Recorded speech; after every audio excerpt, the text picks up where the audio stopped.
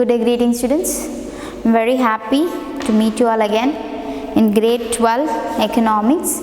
We are in the last chapter discussing about the comparative development of India, comparative development experiences of India and its neighbors. We have been discussing about Pakistan and India. We are having a comparison of how are our development strategies and how are their development strategies, and which has yielded a better output is what we are discussing. And this session is going to be a discussion about indicators like the GDP. We are going to talk about the human development indicators, and we are going to have an appraiser of all the three countries. Fine. So first, to discuss about GDP. For any country, GDP tells you the status, though it does not directly give you the welfare of the country. We discuss GDP is not an index of the welfare of the country, but GDP shows whether the country grows or not. GDP and the annual growth rate.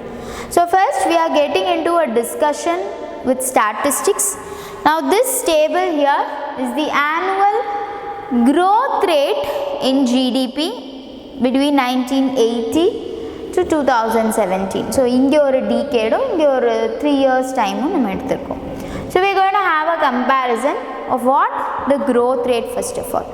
Initially if you see, in 1980 to 1990, the growth rate of India was the least. Right? Our country's growth rate was least. The top was China's 10.3, and Pakistan was ahead of us. It was lesser than China, but still it was ahead of us. So appo nammaloda reform period kella munnadi paaka pona our growth rate was considerably less. ரொம்ப கம்மியா இருந்துச்சு. They were having double digits, which China was having double digits right from 1980 1990. So நம்ம பார்த்தோம் from when their industrialization process and all took place அப்படினா அவங்களோட reforms எல்லாமே 1978 ல start ஆச்சு, and they were focusing on industrialization right from earlier. Commune system இருந்துச்சு, 1978 ல அந்த கம்யூன் சிஸ்டம் பிரேக் பண்ணாங்க. இது எல்லாமே நம்ம பார்த்தோம். So initially even their development, their growth rate was found to be in developed, in double digits. Many developed countries also had a problem. அவங்களுதுமே they were not able to maintain a growth rate of even 5%. யாருக்கு? developed countries. அப்போ China பார்க்க போனா it was having a double digit growth rate. How nice it was, isn't it? So if you talk about the GDP of these three countries, India's GDP is about 40%, only 40% of the China's GDP, and Pakistan's GDP is just 12% of India's GDP. Already நம்ம GDP 40% தான். அதையும் தாண்டி இது growth rate. நம்ம இப்போ discuss பண்றது percentage discuss பண்றது about what? GDP. So India had of about 40% of China's GDP. அவ்வளவுதான் நம்மளோட GDP ஆ இருந்துச்சு. And Pakistan, they had 12% of India's GDP. அப்ப சைனாவோட GDP ல இருந்து அவங்களுக்கு ரொம்ப டிஃபர் ஆகும். Isn't it? It will come in one digit if you calculate it and see. And when we see 1980 1990, Pakistan was ahead of us, but luckily we got our reforms. 1990 91 ல நமக்கு கிடைச்சிருக்கிற reform processனால our GDP increased 7.3 க்கு increase ஆச்சு. What was the reason? Because of the reforms that came forward. 1991 ல தான நம்மளோட reforms வந்துச்சு. After that our growth rate has shown a good improvement, whereas Pakistan's growth rate has fallen down. What is the reason for it அப்படின்னா because of their bad reforms, their unplanned reforms, not properly planned reforms, and political instability அந்த கண்ட்ரியில் ஜாஸ்தி இருந்துச்சு. militant rule, again change of rule, people against a particular rule, மறுபடியும் they are conducting this election, இது எல்லாமே was a reason. ஏன்னா when a political party changes, ஒரு political party பவரில் இருக்கிறப்போ their policies are different. இன்னொரு பொலிட்டிக்கல் பார்ட்டி டேக் ஓவர் பண்ணுறப்ப கவர்மெண்ட்டை they try to change everything. First point, to make a signature moment, they try to change whatever reforms were introduced by the previous government இல்லையா. So அந்த political பார்ட்டிக்கு உண்டான அந்த டிஃப்ரென்ஷியேஷன்ஸ் எப்போவுமே இருக்கும். Alright, so these also was one of the reasons why Pakistan could not keep up with its growth rate. Talk about increasing, it could not keep up with its growth rate, it fell down. Okay, so how people were engaged in this different sectors contributed to the domestic product. So China and Pakistan have more proportion of urban population நம்ம பார்த்தோம். Why it was அப்படின்னா China's cultivating land, cultivatable land நம்ம சொல்கிறது, it is only 10% of its total land. So their climatic conditions and their placement was not good for cultivation. India வந்து அப்படி கிடையாது. We were an agrarian country from beginning, and still we have so many people relying on what to say, on agriculture. Still we have, நம்மளோட urbanization கம்மியாக இருக்கிறதுக்கு காரணம் people stay back in rural areas and they do not want to leave this agriculture sector. இன்னமும் we are in the trying process only. நம்ம succeed பண்ணிட்டோம்னு சொல்ல முடியாது. We are still in the trying process of bringing people from agriculture sectors, from slowly migrating them towards the industrial sector. நம்ம இன்னும் அதில் succeed ஆகலை. We are still in the trying process. So until the 1980s, more than 80% of the people in China were dependent on farming as their sole source of livelihood. Since then, the government encouraged people to leave their fields and pursue such other activities such as handicrafts, commerce, and transport. So 2015-17 பார்க்குறப்போ only 15% of Chinese were involved in farming, all others in urbanization, isn't it?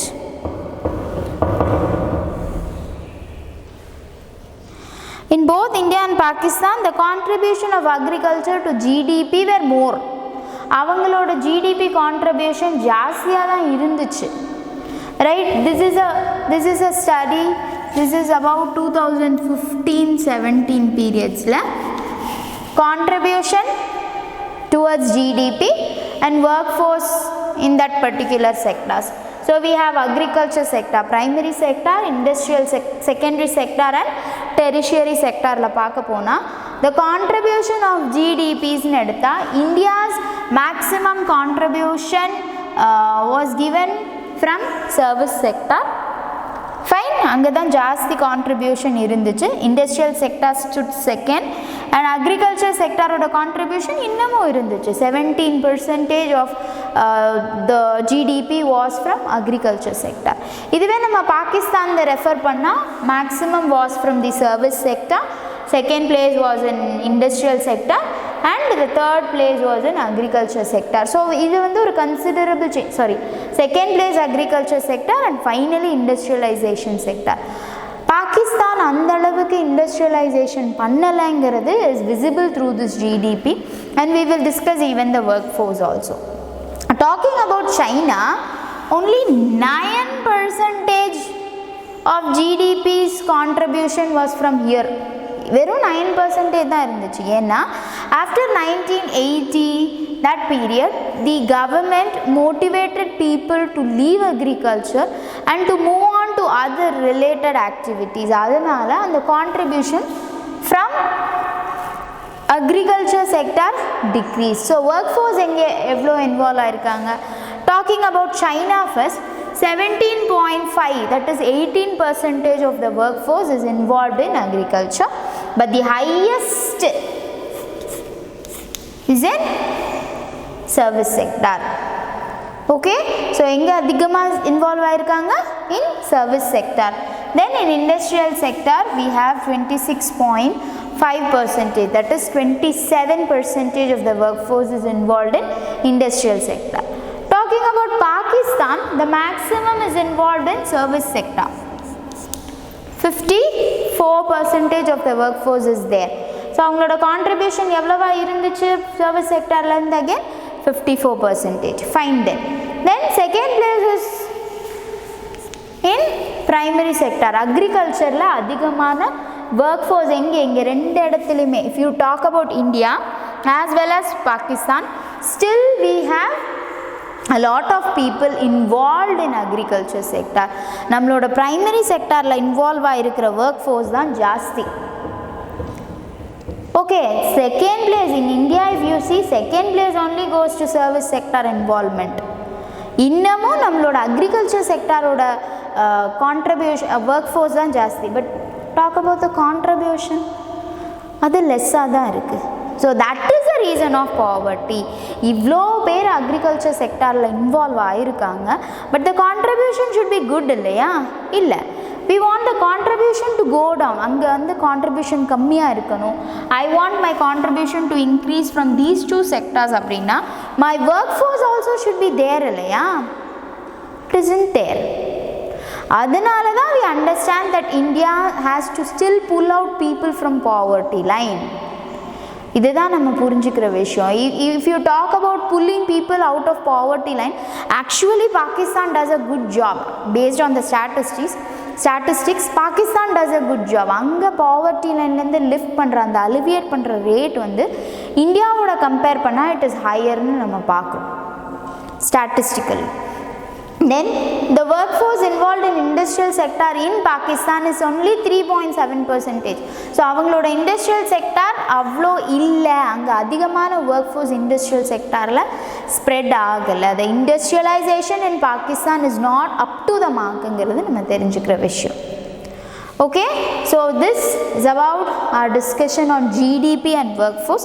All these paragraphs are nothing but an explanation of these things only. Okay, so in the normal course of development, countries first shift their employment and output from agriculture to manufacturing and then to services. So development நம்ம எப்படி பார்க்குறோம், developing country na the contribution from agriculture sector should decrease and the contribution from industrial sector and gradually from service sector should increase.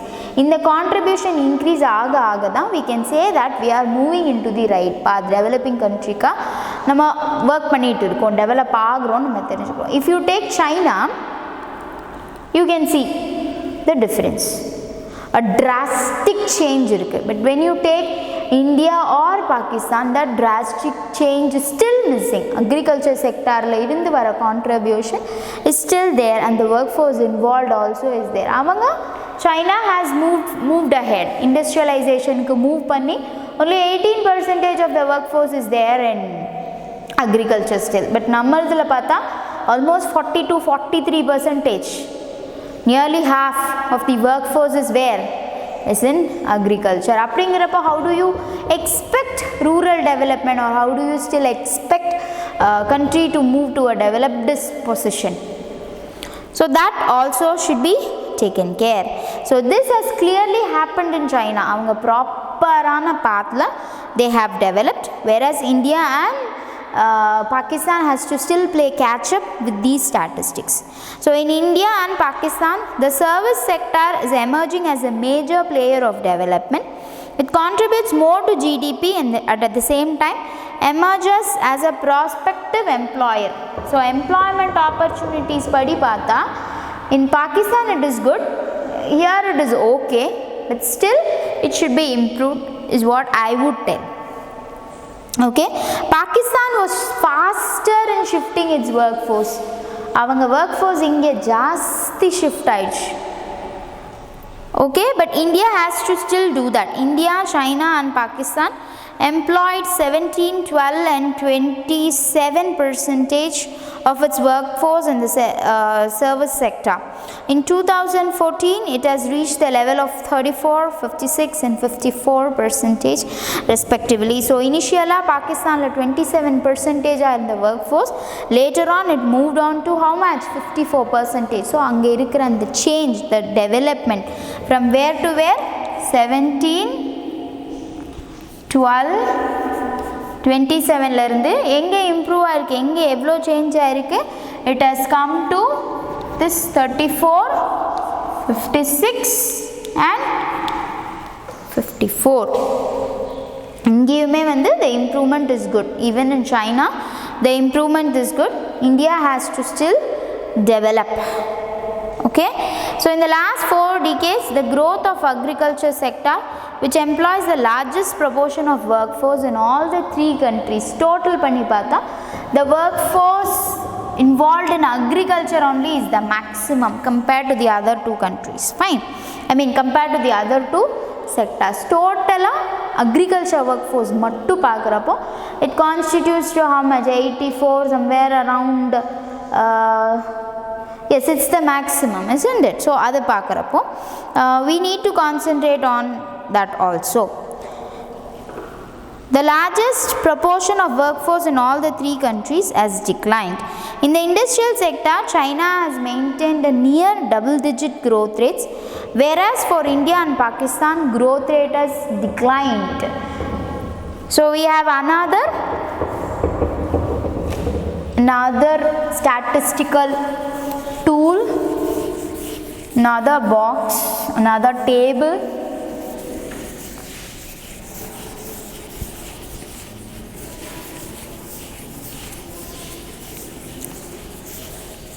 Another table to discuss, which talks about the output growth in different sectors.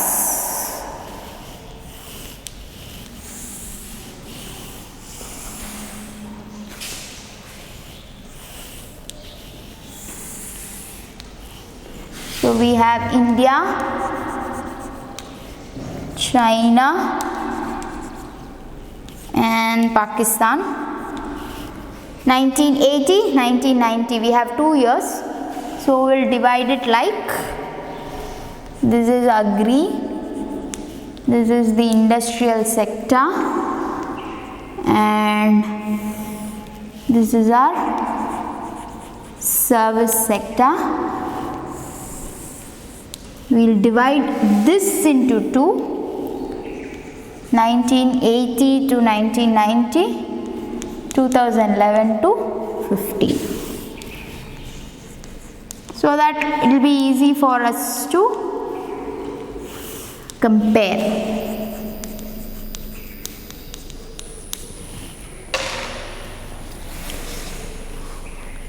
So in 1890 in India we have 3.1% growth rate, whereas in 2011 to 15 it has decreased to 2.3. When you talk about China, it was 5.9, 4.1, Pakistan 4 and 2.7. So everywhere there is a decline, which shows that it is developing, right? Which shows that the countries have been developing. In industry 7.4, we have 5, 10.8, 8.1, 7.7, 3.4. If you see the Pakistan's industrial sectors output growth, there is a huge decrease. Service sector, we have an increase 6.9, 8.4. China 13.5, 8.4. 6.8, 4.4. If you see, Pakistan's growth rate has considerably decreased, has declined and all. 6.9 la irundhu, okay, Pakistan 4, 2.7 decrease, 7.7, 3.4 decrease, 6.8, 4.4 decrease. அதுவே India refer பண்ணா 3.1, 2.3, not a huge difference. 7.4, 5, 6.9, 8.4, there is an increase. China start பண்ணதே இந்த ரெண்டு செக்டார்லயுமே double digits. Okay, then due to globalization we have all taken over all these things. They have come down to a reasonable rate. அவ்வளோதான். ஹியூஜா இருந்தது, it has now come to moderate, but we feel that Pakistan's growth rate has been declining. What is the reason? Because of their badly framed reforms and no stable political system in their country. So China's growth is mainly contributed by manufacturing and service sectors, and India's growth is due to the service sector. During this period, Pakistan has shown a deceleration in all the three sectors. So idhila paatha China's growth is maximum due to what? அவங்களோட industrial sector and அவங்களோட service sector. இந்தியாவுக்கு நம்மளோட service sector நல்லா improve ஆயிருக்கு. But Pakistan in all these three sectors they have faced a decline. So this is a comparison about what? About the trends in the output growth between two different time frame, one decade 80 to 90 and 2011 to 15. We have had a comparative view. Now we are going to talk about the indicators of human development. நம்ம human developmentக்குன்னு பார்க்குற indicators இருக்கு இல்லையா, that we are going to talk about. Okay, human development index. So India is in a place where what is its ranking? 130 out of some 184-85 countries. Our rank is 130. Do you think it's a good ranking? No, it isn't. Our development is focused on human development index also. It is based on the mean years of schooling, the life expectancy at birth, mortality rate, infant mortality rate. All these things are the human development index indicators.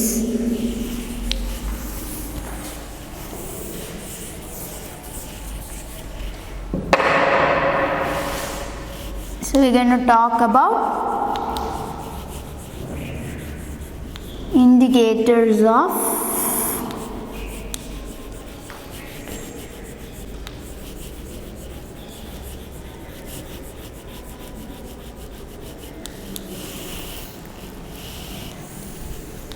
human development. So what are the basic indicators? First of all, we will take the indicators. We have indicators like life expectancy,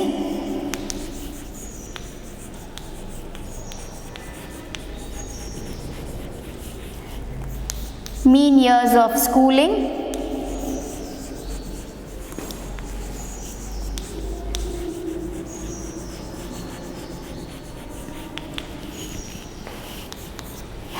then we have people below poverty line, GDP, per capita income, then poverty line, right? Literacy, awareness, undernourished children, maternal mortality, you take mortality rate. So well-beings of human, அந்த கண்ட்ரியில் இருக்கிற சிட்டிசன்ஸோட வெல்பீயிங்கை concentrate பண்ணி பண்ணுற reforms, அதை வச்சு தான் நம்ம human development indicators use பண்ணி நம்மளோட ஹியூமன் டெவலப்மெண்ட் இண்டெக்ஸ் கொடுக்குறோம். So if you see the rank, we are like in 130th place. China is ahead, 86th rank, and Pakistan is behind us, 150th rank. Human development index oda value nama paatha, China is in the lead, India is in the second position, and Pakistan is still trailing behind. life expectancy, this table you need to go through, children. If you go through this table, it's easy to understand. We are just going to know the synopsis, the important points out of this. So out of many indicators, income indicators such as GDP, per capita income, proportion of population below poverty line, or health indicators such as mortality rates, access to sanitation, literacy, the expectation of expectancy or malnourishment, எல்லாத்துலயும் இந்த மாதிரியான indicatorsல China is ahead.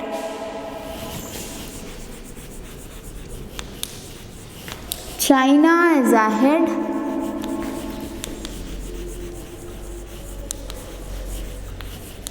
in most of the indicators.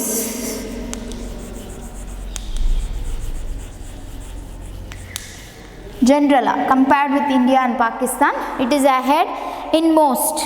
Pakistan is ahead of India in reducing population below poverty line. Pakistan is ahead India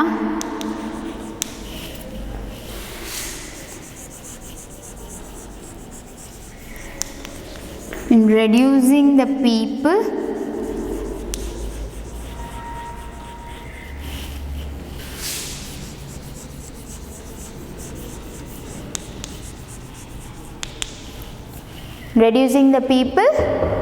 below poverty line. Okay, and then what? Been able to save women from maternal mortality. In China, for 1 lakh births, only 27 women die. So in maternal mortality, China is ahead. It is very sad to see that India is behind. India is behind in maternal mortality, infant mortality. So human development index padi நம்ம இன்னும் develop ஆகணும். We need to concentrate on these indicators a lot. The health indicators especially, maternal mortality or life expectancy or infant mortality, நம்ம சொல்ற எல்லாமே வந்து health indicators. அது எல்லாத்துலயுமே வந்து நம்ம improve பண்ணணும். So India has the largest share of poor among the 3 countries. So 3 பேர்லயுமே வந்து maximum number of poor people live in India. We are all part of it. We are all part of the reason why this is there. ஏன் இது இன்னும் இருக்குது அப்படின்னா நம்மலாம் ஒரு reason தான். as much as the times we evade tax, நம்ம tax pay பண்ணாமல் இருக்கிறது, cheating the government, corruption, இதெல்லாம் இருக்கிற வரைக்கும் this rate will prevail. It does not lay in the hands of the government, but it is in the hands of the citizens who should feel responsible for all the people in the country. நம்மள மாதிரி தான் அவங்களும்னு தெரிஞ்சிட்டு we need to do that. நம்ம எல்லாருக்கும் basic needs and standards ஒரே மாதிரி இருக்கணுங்கிறது மட்டும்தான். Apart from basic needs and standard of living, you can improve yourself, develop பண்ணிக்கலாம். ஆனால் it should not be at the cost of one's life. நான் improve ஆகணுங்கிறதுக்காக நான் இன்னொருத்தர் கீழே தள்ளிவிடக்கூடாது. When we stop doing that, of course India will come out of this dreadful situation. So these human development indicators are there, but this is not only enough. There are certain indicators which have to be given. Okay, like we call them as liberty indicators. That is the participation in political and social decisions. Which country allows them to participate அப்படின்னா India will lead there. நம்ம அங்கே ஜாஸ்தியாக இருப்போம், isn't it? India is giving importance to our suggestions and decision making powers. So obvious liberty indicators like measures of the extent of constitutional protection given to rights of citizens or the extent of constitutional protection of independence. So without including these and giving them overriding importance in the list, the construction of a human development index may be said to be incomplete. So in the report given by the worldbank.org, is incomplete without these liberty indicators. ஏன்னா இதையும் நம்ம consider பண்ணணும். Because it is not only everything is in statistics. அவங்களோட mortality rate மட்டும் பார்க்காம the way the people want to live in a country. எனக்கு freedom இருக்கு, I can live up to 70 years as a slave அப்படின்னா do I accept it? No, I want freedom. I want my thoughts to be heard. I want to voice out my opinions. அப்படிங்கிற மாதிரியான liberty indicators also should be taken into consideration is what scholars feel. Okay, now we are moving on to the last part of this chapter, which is going to be a general appraisal of all the development strategies introduced by India, Pakistan and China, because these development indicators, these reforms all came in different periods, isn't it? China's reform started somewhere in 1978. India's reforms were in 1991. அதுக்கப்புறம் இருக்கிற statistics, அதுக்கப்புறம் இருக்கிற growth rate, everything has a drastic change to the previous one. இல்லையா 80-90 நம்ம refer பண்ணோன்னா we will stand behind in everything. ஏன்னா அப்போ தான் நம்ம we were facing twin deficit, we were forced by a lot of things. இந்த நம்மளோட reforms were forced upon us by the International Monetary Fund, isn't it? We had to go for LPG because of our conditions laid. நம்ம அந்த borrow பண்ணுறதுக்கு லே பண்ண கண்டிஷன்ஸோட result தான் நம்மளோட LPG reforms. But that was the best thing that happened. So we are going to have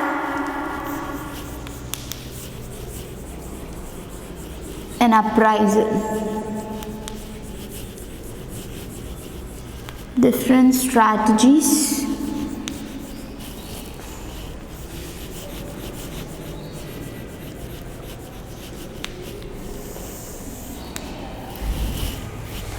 an appraisal.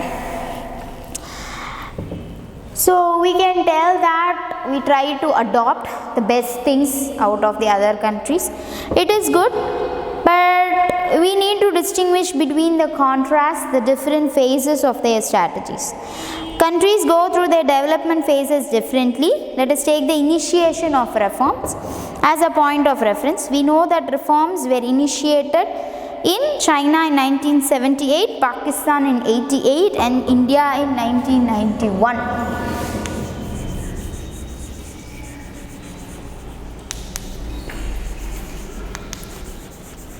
When did this reforms initiation happen? China 1978, Pakistan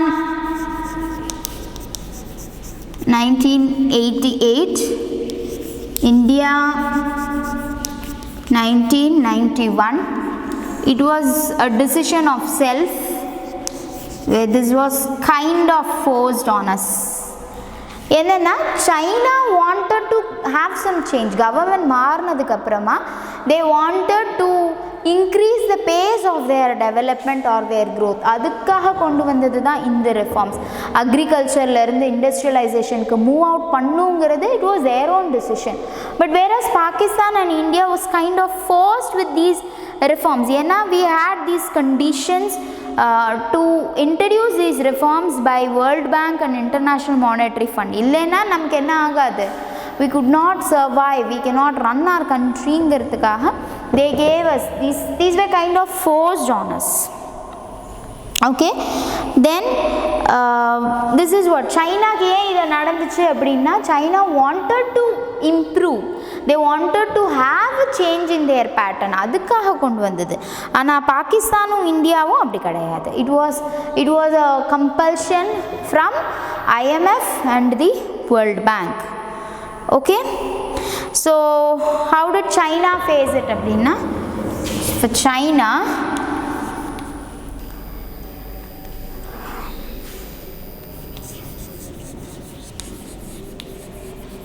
they wanted improvement in their growth rate. So these reforms were introduced. And then they felt that Maoist vision of economic development based on decentralization, self-sufficiency and shunning of foreign technology, good and capital had failed. Despite extensive land reforms, collectivization and great leap forward and other initiatives, the per capita grain output in 1978 was the same. There was no improvement. They wanted that sort of improvement. Adukkaga da 1978 la adukapprama they brought these reforms. What was one important thing about these reforms? Agriculture la communes irundada, they divided and gave it as small plot lands to individuals. They can use it but cannot own it, but they can hold back the earnings after paying a certain tax. Okay, so it was found that establishment of infrastructure in the areas of education and health, land reforms, long existence of decentralized planning and existence of small enterprises had helped positively in improving the social and income indicators in the post-reform period. So for them the post-reform period was good.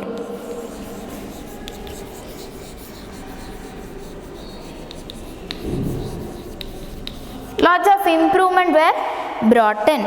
Okay, the commune system, there was more equitable distribution of food grains. Experts also point out that each reform measure was first implemented as a smaller level.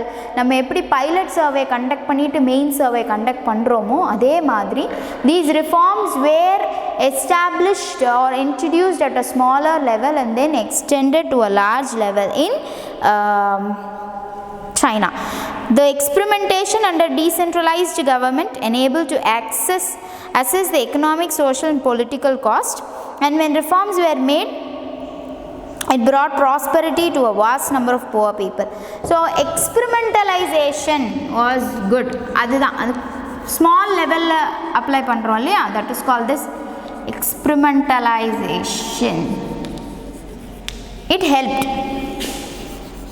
to know what is good, what is wrong.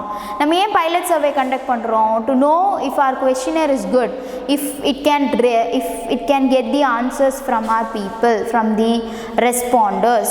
So if something is not good, we need to change. இதெல்லாம் எங்க நமக்கு தெரியுது? Through our pilot survey. Similarly only China had this experimentalization where they did it at a small level. என்ன reform கொண்டு வந்தாலும் it was introduced at a smaller level, checked and then moved forward with the expansion. Okay, so these gave rapid improvement in China. Scholars argue that in Pakistan the reform process led to worsening of all the economic indicators. Pakistan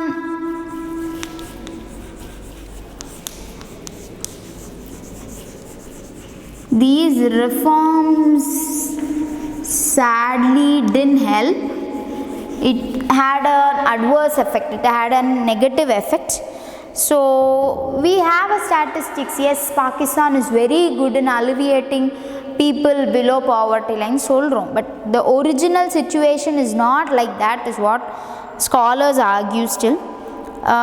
The agriculture growth and food supply situation were based on the institutionalized process of technical change but on good harvest. When there was a good harvest, the economy was in good condition. So எல்லா டைம்லையுமே நம்மளால கண்ட்ரியை survive பண்ண வைக்க முடியுங்கிறத தாண்டி if the climatic conditions was good, if the nature was giving a good yield, if the land is giving a good harvest, then the economic condition is good ன்னு சொன்னா how come the reforms helped? Isn't it? So the reforms did not do that very well. So the economic indicators showed stagnation or negative trends in Pakistan. Okay,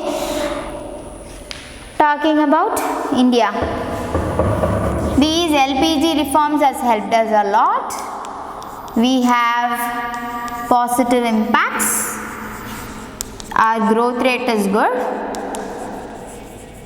but we have already discussed the adverse effects in detail, isn't it? So in Pakistan, most foreign exchange earnings came from remittances from the exports of high or little agriculture products. There was also growing dependence on foreign loans On the one hand, an increasing difficulty in paying back the loans that was faced by Pakistan. They could not repay it. So Pakistan has recovered, its economic growth has been sustaining. They are trying to get back out of it. We are having a positive trend. So in concluding these three, if you talk about the reform periods, this China has had a positive impact. India has a moderate impact. The development path, it is at a moderate level, change Pakistan is still not showing much of a growth. Growth rate romba low. We are not talking about the general growth rate, but still we are talking about the growth rate that is a result of these reforms. In the reforms changes China is found to be having the most positive effect of these reforms. India is having a moderate effect, and Pakistan is not having a very positive effect in these things. So, we all had a very tough beginning. But slowly these reform processes have enabled us. China has shown massive development. India is taking a step at a time. Pakistan is staying still behind. We have to do a lot of things. Good. Okay. So last 3 years, many macroeconomic indicators began showing positive and higher growth rates, reflecting the economic recovery in Pakistan. Okay. In China, the lack of political freedom and its implications for human rights are major concerns. Yet, in the last 3 decades, it used a market system without losing political commitment. China command economy. They do not concentrate on people's political rights or something. Whereas India and Pakistan gives importance to that. So, alleviation of poverty we have to still improve on that. China has used the market mechanism to create additional social and economic opportunities. By retaining collective ownership of land and allowing individuals to cultivate land, China has ensured social security in providing in rural areas, public intervention in providing social infrastructure, even prior to reforms, has brought about positive results in human development indicators in China. It was not a forced reform. That is the main difference. It was not a forced reform. Even before the reform period, many factors has been followed. And 78 they wanted to have a change. They wanted to have an improvement in the growth rate. That is why these reforms were all brought. In the commune system, they have not given the ownership. This is a very important point that we need to understand. It is that the commune system has been broken down. We did not give the ownership to them. They can use the land, but the ownership still lies with the government. That is the main importance. Okay. So India has given the ownership to the people, but we need to concentrate on avoiding the exploitation and alleviating the poor people from below the poverty line. Pakistan should still work on a lot of indicators that we have discussed all through this session. With this, the chapter has come to an end, and we have completed grade 12 economics portions also. Kindly go through all these things. If at all you have any doubts, please feel free to reach me out and get your doubts clarified. Thank you, and may you all have a wonderful day today.